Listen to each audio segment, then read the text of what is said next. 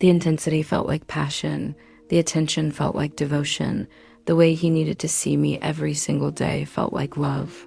I didn't recognize it as surveillance, didn't recognize the romantic gestures as tests, didn't recognize that every moment that made my heart race was also the moment the trap was being set. The first red flag looked exactly like romance, and by the time I understood the difference, I was already caught.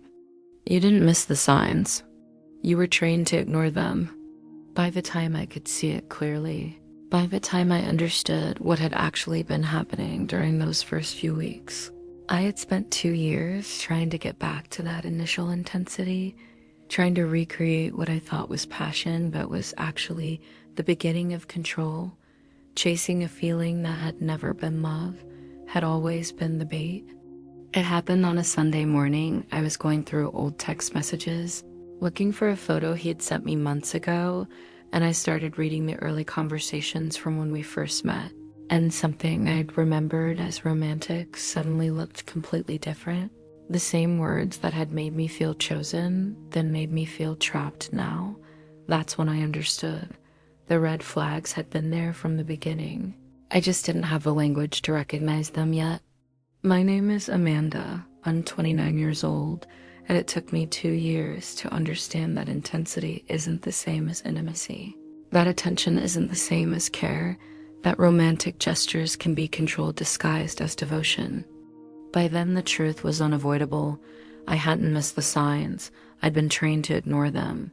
Red flag by red flag, taught to see obsession as passion, possessiveness as protection, control as commitment. The training started before you even knew you were in a relationship, with moments you filed away as proof of how much he loved you. This isn't about obvious danger. Everyone recognizes the guy who's aggressive on the first date, who makes threats, who shows clear violence. This is about something more subtle, the man who seems perfect at first, too perfect, so attentive. It feels like a movie, so interested, it feels like fate. So intense, it feels like the love you've been waiting for your entire life. If you've ever said he came on strong, but I liked it. If you've ever explained that the intensity was romantic, not scary. If you found yourself defending the early days as proof of how much he loved you, comment the first red flag that looked like romance, the moment you thought was love, but was actually the trap being set. Just 1 or 2 sentences, no need to explain. Because what I am about to describe is how control begins not with violence, but with gestures that look like devotion. I met him on a Thursday evening in late spring mutual friend's birthday dinner at a restaurant downtown, one of those group gatherings where you don't really know everyone. He was sitting across from me, confident, charming. The kind of person who commands attention without demanding it. Made everyone laugh, told stories well, seemed genuinely interested when others talked. We talked for maybe 20 minutes total that night, surface conversation. Mostly nothing deep, nothing particularly memorable. He asked for my number before I left. I gave it, expected maybe a text in a few days, the usual slow build that happens with dating. He texted me 45 minutes later, before I'd even gotten home from the dinner. Message said, just wanted to say it was really nice meeting you tonight. I don't usually do this, but I couldn't stop thinking about our conversation. I know this might be forward, but would you want to get coffee tomorrow? Like actual tomorrow, Friday afternoon if you're free? Tomorrow felt fast, but I liked it like that he was interested, liked that he wasn't playing games, wasn't waiting 3 days to text, wasn't pretending to be less interested than he actually was. It felt refreshing, honest, direct. I said yes. We made plans for Friday at 3. Friday, we met for coffee at a place near my office. Talked for 3 hours straight. A conversation flowed effortlessly. He asked questions like he was genuinely curious, not just making small talk. Deep questions, real questions. What's your biggest fear? What's the worst heartbreak you've had? What do you want in life that you're afraid to admit you want? What's the thing about yourself you wish you could change? I thought it meant he wanted to really know me, wanted to skip the shallow dating phase and go straight to real connection. I answered honestly, told him things I don't usually tell people on first dates. He listened intently, remembered details, referenced things I'd said earlier in the conversation, made me feel heard, understood, seen in a way I hadn't felt in a long time. This is what I call the first bar, the moment that looked like deep emotional connection, but was actually psychological reconnaissance. He wasn't asking because he wanted to know me. He was asking because he was collecting data, mapping my vulnerabilities, finding entry points, learning what I needed so he could become exactly that. Learning what I feared so he could avoid triggering my departure instinct. Learning my weak points so he could exploit them later. He texted me that night around 9, said I can't stop thinking about our conversation. I know this is probably too fast and I don't want to scare you off, but I feel like I've then known you forever. Like we've been having this conversation for years and just picked up where we left off. Can I see you tomorrow? Saturday, I know it's fast, but I don't want to wait. The text made my heart race, made me feel special, chosen, like I'd made an impression that mattered, like this was different from normal dating, more intense, more real, more significant, I said. Yes, told him. I felt the same way, felt like we'd connected on some deeper level, agreed to see him Saturday. We spent Saturday together all day from 11 in the morning until after midnight. Brunch that turned into a walk through the park, that turned into drinks at a rooftop bar, that turned into dinner at a place he knew, that turned into more. Drinks at another bar 14 hours straight, talking, laughing. He told me I was different from anyone he'd ever met, told me he'd been waiting to feel this way, told me he'd almost given up on finding real connection, on finding someone who understood him, on finding someone real in a city full of people playing games. I felt exactly the same way. Felt like I'd finally found someone who got me, who saw me, who wanted what I wanted. Felt like all the bad dates and failed relationships had been leading to this.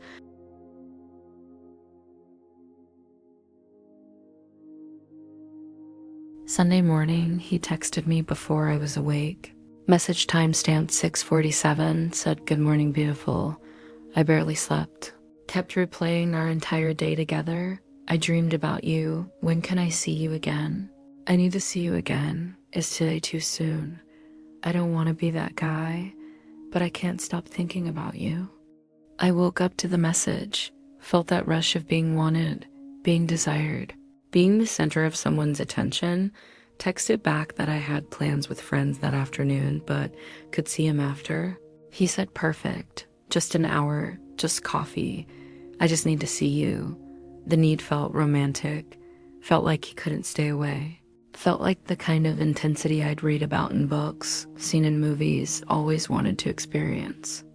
This is the training phase, 3 moments where I learned to see obsession as love, learned to interpret possessiveness as passion, learned to accept behavior that should have made me uncomfortable, behavior that should have sent me running, but instead made me feel special, chosen, intensely loved. The first signal happened at the end of that first week.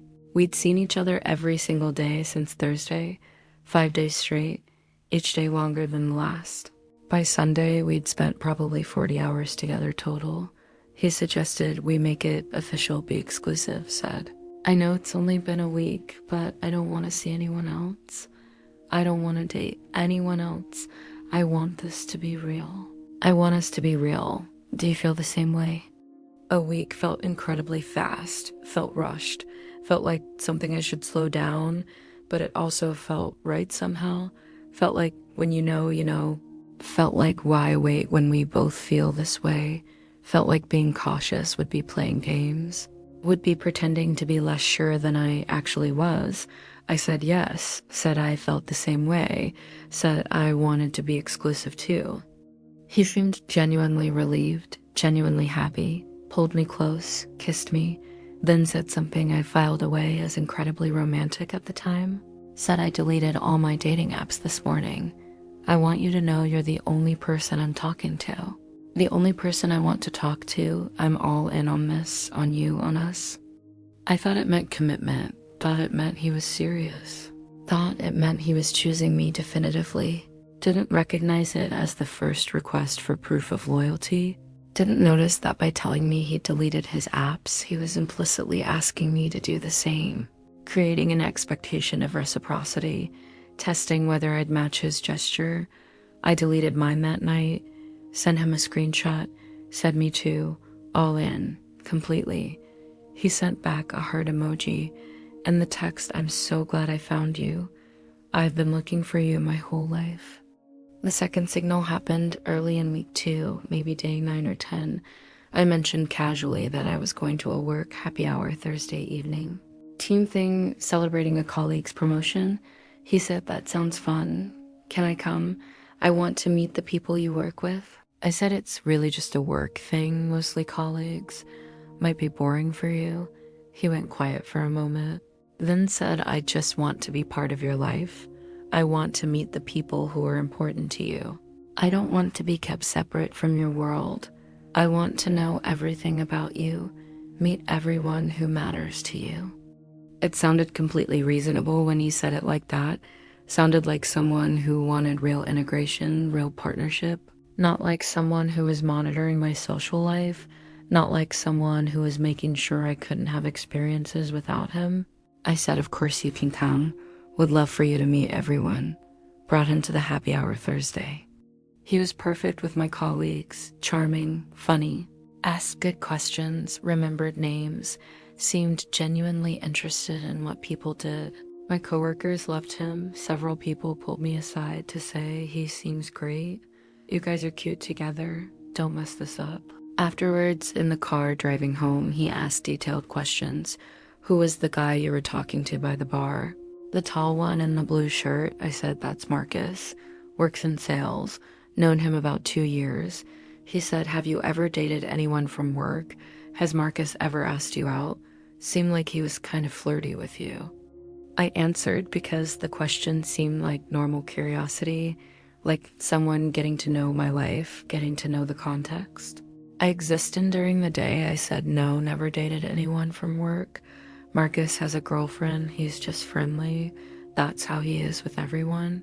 He said, "Okay, I trust you." Just seemed like he was paying a lot of attention to you. Wanted to make sure I wasn't imagining it. I didn't recognize it then as the beginning of surveillance.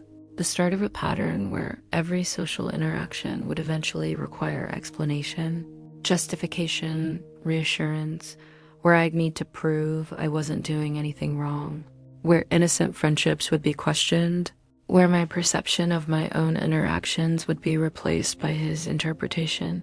I was being trained to report, to provide details, to prove my loyalty, to manage his insecurity by limiting my own behavior.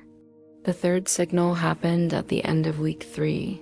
He suggested we go away for the weekend, said he'd found this cabin upstate, really beautiful, really isolated, just us. No phones, no distractions, no interruptions. Just 2 days of being completely present with each other.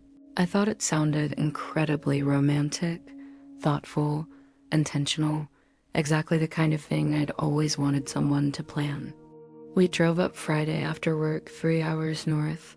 The cabin was actually beautiful, surrounded by trees, no neighbors visible, no cell service. He said, "Perfect now. I get you completely to myself, no work emails, no social media, no distractions, just us the way it should be."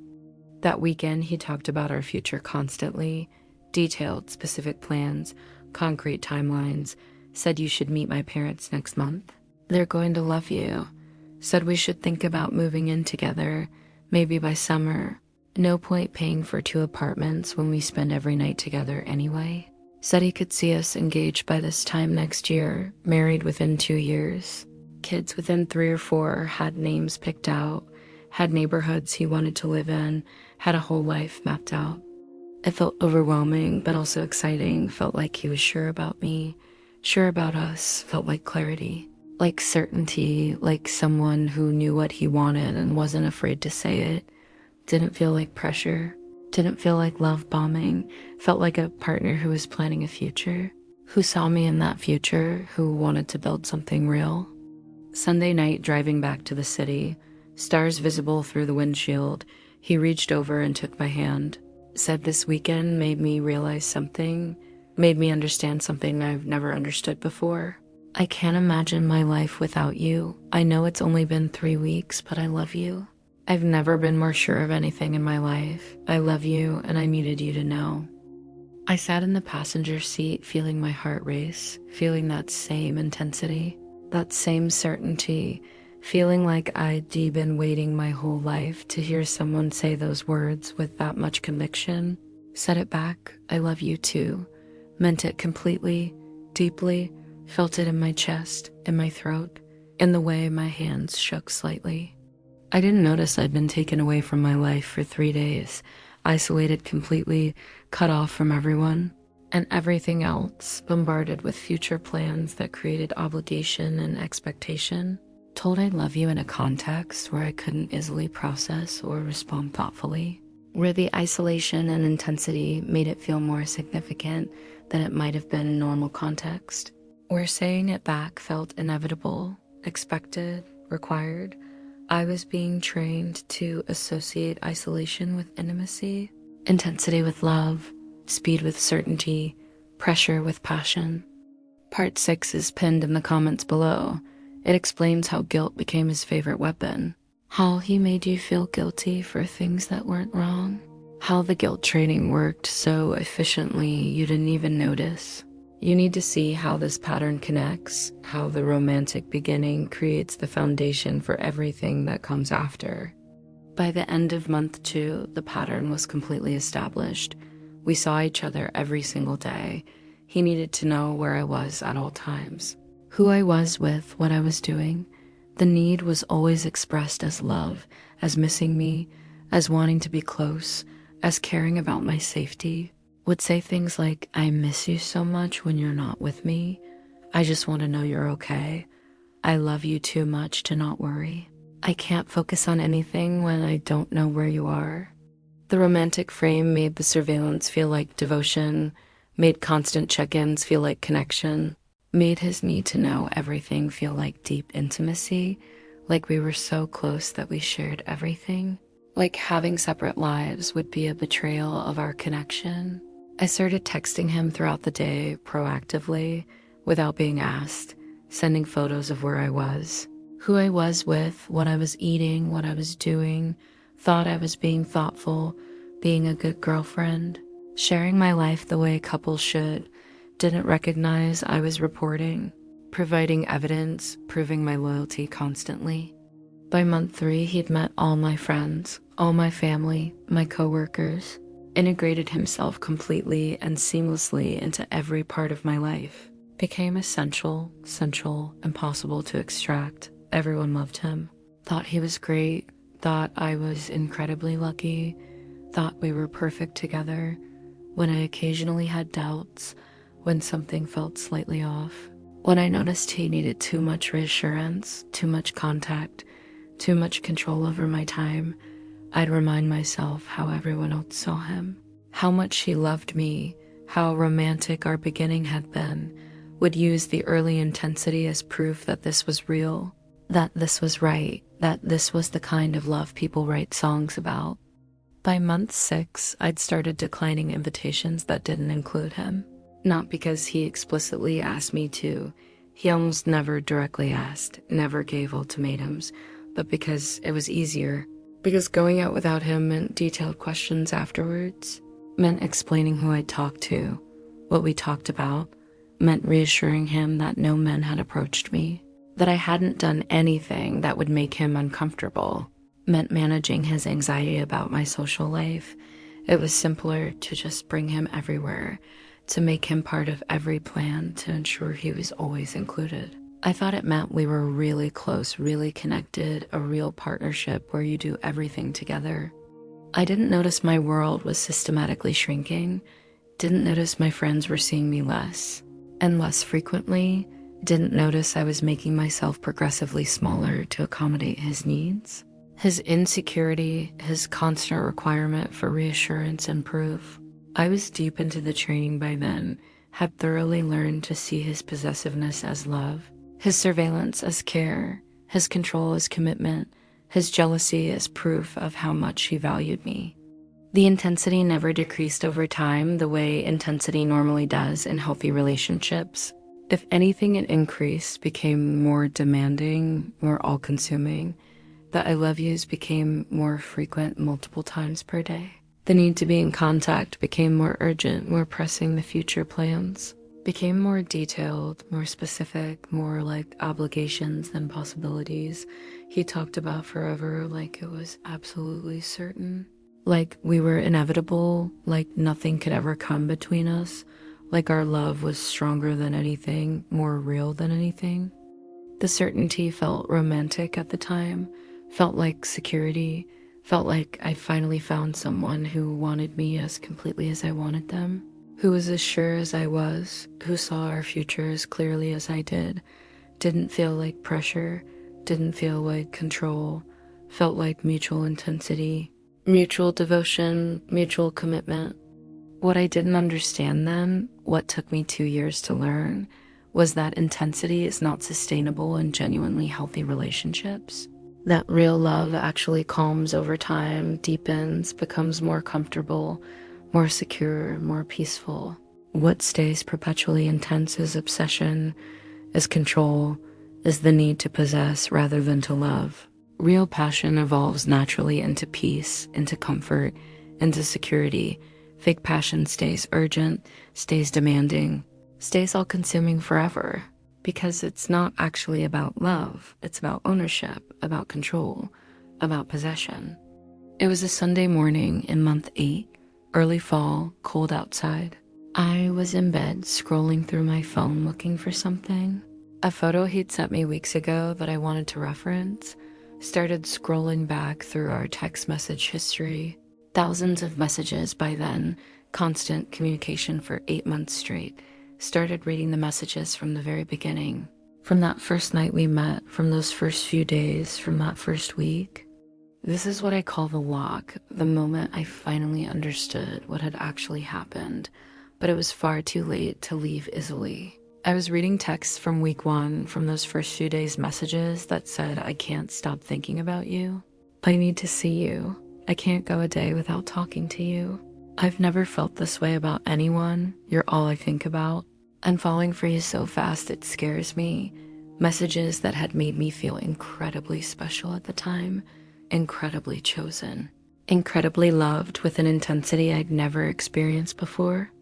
Reading them 8 months later, with everything that had happened since, with all the patterns that had emerged, with all the control that had been established, those same messages suddenly looked completely different, horrifyingly different.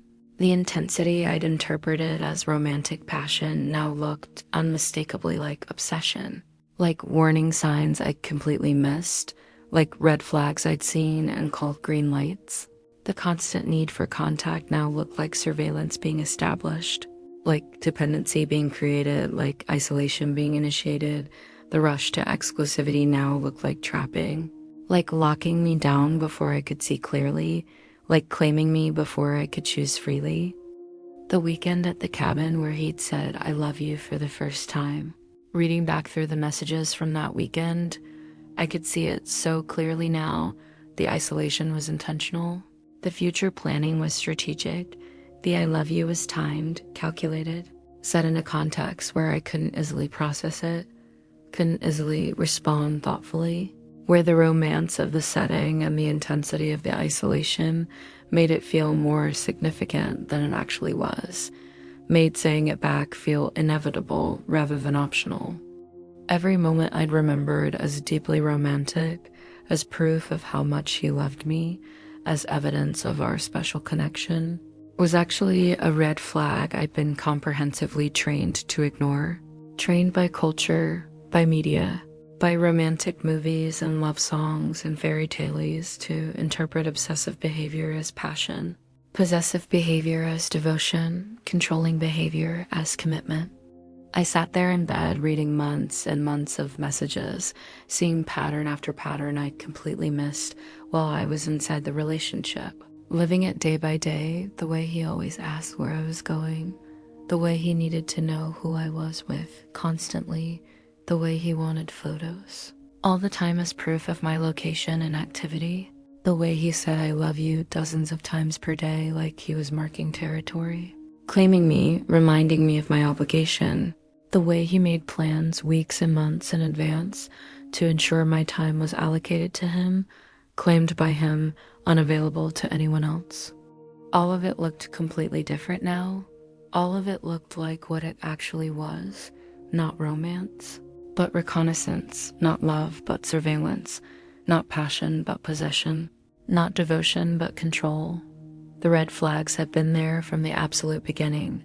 From that first night, from that first text 45 minutes after we met, bright red flags everywhere. I just hadn't had the framework to recognize them, hadn't had the language to name them, had been trained my entire life to see intensity as love, obsession as romance, possession as passion. The first date where he asked all those deep personal questions about my fears and vulnerabilities in past relationships. I thought he wanted to truly know me, to understand me deeply. He was actually systematically learning my weaknesses, identifying vulnerabilities he could exploit later, learning what I needed emotionally so he could become exactly that person, learning what I feared so he could carefully avoid triggering those specific fears that might make me leave, learning my psychological entry points. The weekend at the cabin in week 3, where he isolated me completely and said, "I love you," I thought it was spontaneous romantic intensity, genuine overwhelming feeling. It was actually carefully calculated isolation combined with manufactured intensity, combined with social pressure, creating a situation where I couldn't easily say no, couldn't easily process what was happening, couldn't think clearly enough to recognize the manipulation, where the romance of the setting made it feel more meaningful than it was. The way he integrated himself so completely and so quickly into every single aspect of my life, meeting everyone, becoming essential everywhere. I thought it meant he was genuinely committed, really invested, truly building a life with me. It actually meant he was systematically ensuring I couldn't leave without dismantling my entire social structure, without losing friends who now saw us as an inseparable unit.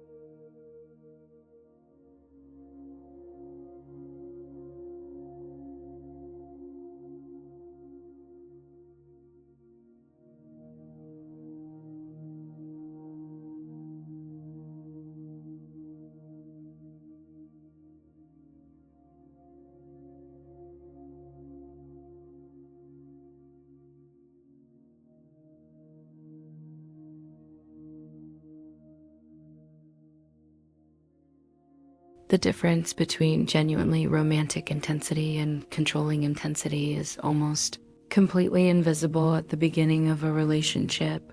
Both look superficially like attention, like interest, like desire, like being wanted. The difference only becomes clear over time in how it develops and whether it respects boundaries or violates them, and whether it deepens into security or escalates into control.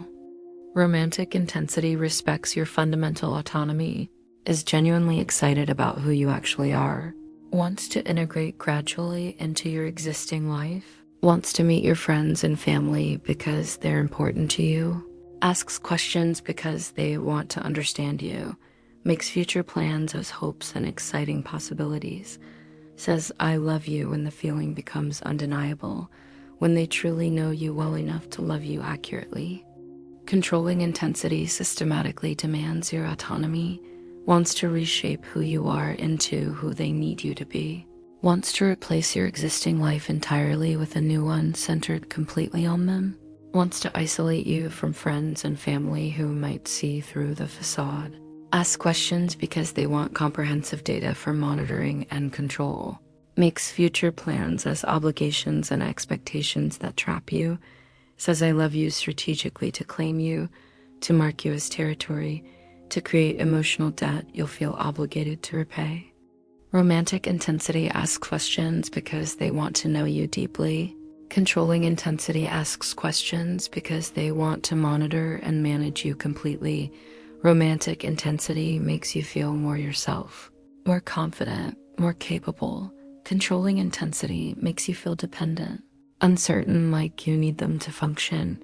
Romantic intensity gives you space and freedom, trusts you, believes in you. Controlling intensity demands constant contact, constant proof, constant reassurance because it's not actually about love. It's about ownership. This is the cost, what I lost that I can never fully recover. 2 complete years of my life spent trying desperately to recreate the intensity of those first few weeks. Not understanding that the beginning was actually the problem.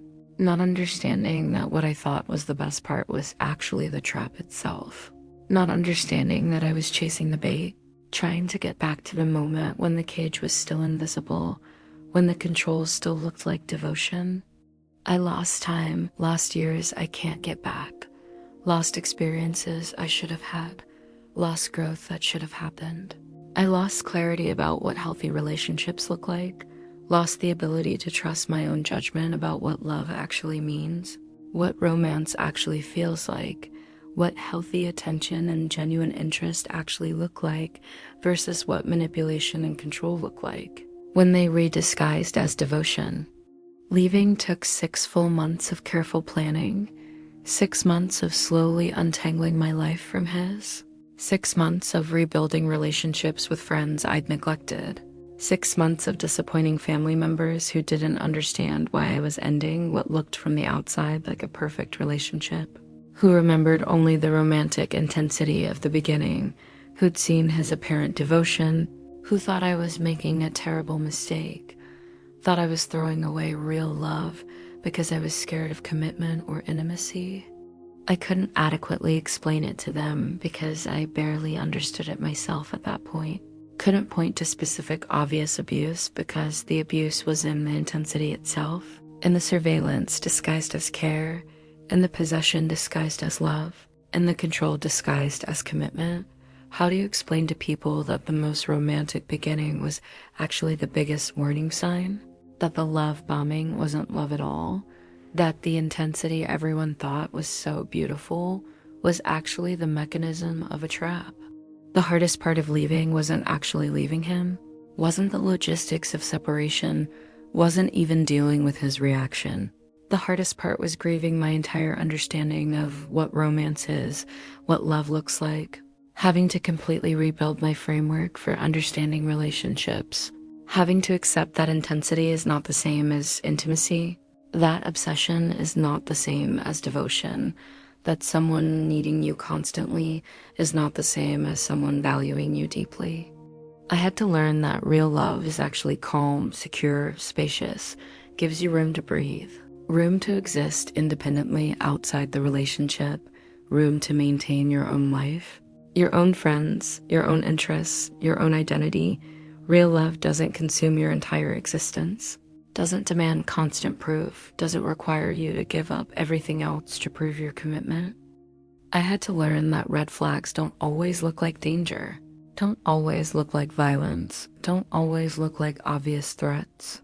Sometimes they look exactly like devotion, sometimes they look exactly like passion, sometimes they look exactly like the intense, overwhelming love you've been waiting for your entire life. And that's precisely what makes them so devastatingly effective. That's what makes them work so well. You don't avoid them because you don't see them as threats. You see them and move directly toward them because you've been trained to believe they were exactly what you should want. The first red flag looked like romance because we have been systematically trained by culture to see certain romantic gestures as proof of love, to see intensity as proof of passion, to see obsession as proof of being valued. We've been taught by every romantic movie we've ever watched, every love song we've ever heard, every fairy tale we were told as children that real true love is all-consuming, urgent, intense, overwhelming. That if someone really loves you, they can't stand to be apart from you, can't stop thinking about you, need you desperately and completely. That cultural training makes us uniquely vulnerable to exactly the tactics that abusive relationships systematically use. Makes us interpret possession as love, surveillance as care, control as commitment, isolation as intimacy.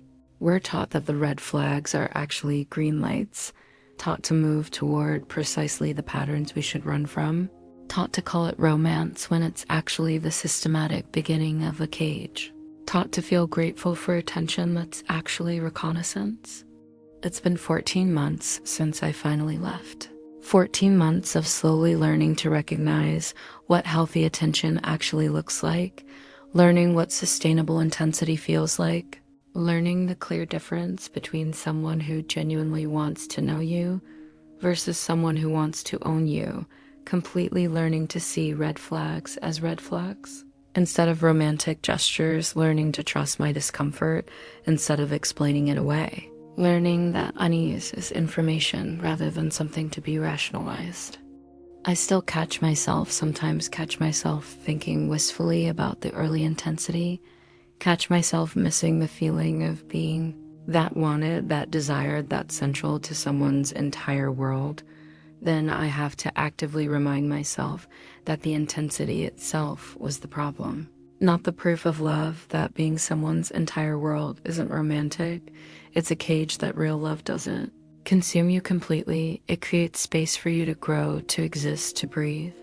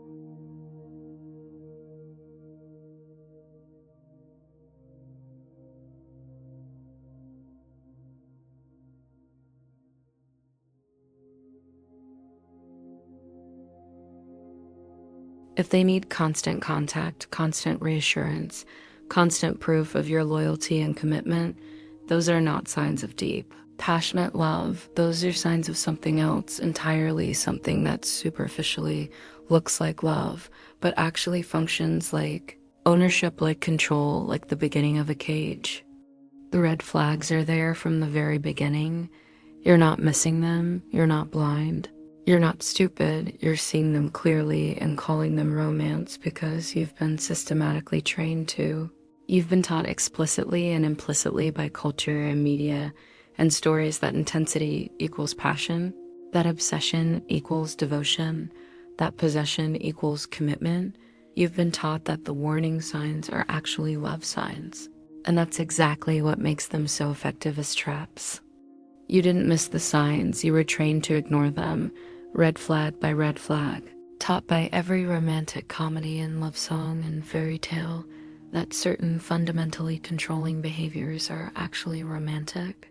Taught to see surveillance as caring, taught to see possession as love, taught to see isolation as intimacy, taught to move directly toward danger because it's wrapped attractively in flowers and declarations and intensity that feels like everything you've been desperately waiting for. If you're rereading this right now and you in the early stages of a relationship that feels incredibly intense, incredibly romantic, incredibly perfect, almost too good to be true, pay very close attention to the intensity itself. Ask yourself honestly if it's sustainable, if it respects your autonomy, if it gives you space to breathe, if it allows you to maintain your own life. If the answer is no, if the intensity demands constant contact, constant reassurance, constant proof, if it makes you feel guilty for having any life outside the relationship, it's not romance. It's the beginning of systematic control. The first red flag doesn't look like danger.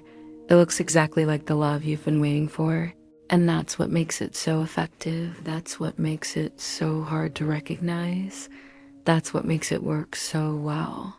By the time you understand what it actually was, you're already in too deep, already committed, already trapped in a cage you didn't notice being built because every single bar looked like a romantic gesture. Every restriction looked like devotion. Every loss of freedom looked like growing closer. My name is Amanda. I'm 29 years old. I spent 2 years in a relationship that started with the most intensely romantic beginning I'd ever experienced. And it took me 14 months after leaving to fully understand that the romantic beginning was actually the biggest warning sign. That the intensity I thought was love was actually the trap being methodically set. That every red flag looked like romance because I'd been trained my entire life to see them that way, trained by culture to interpret control as love. Tomorrow, I'll tell you about how he made you feel guilty without ever needing to raise his voice. How guilt became his most effective weapon. How you learned to apologize constantly for things that weren't wrong, for things that weren't your fault. How the guilt training worked so efficiently and so invisibly that you didn't notice it happening until you were apologizing for existing. That's when you understand that control doesn't require anger or violence. It just requires making you feel responsible for his emotions. And once that pattern is deeply set, once you truly accept that his feelings are your fault and your responsibility, he can control you completely with nothing more than silence, with disappointment, with the threat of his discomfort. No yelling required, no violence needed, just guilt. Constant pervasive guilt that makes you smaller and smaller until you barely exist.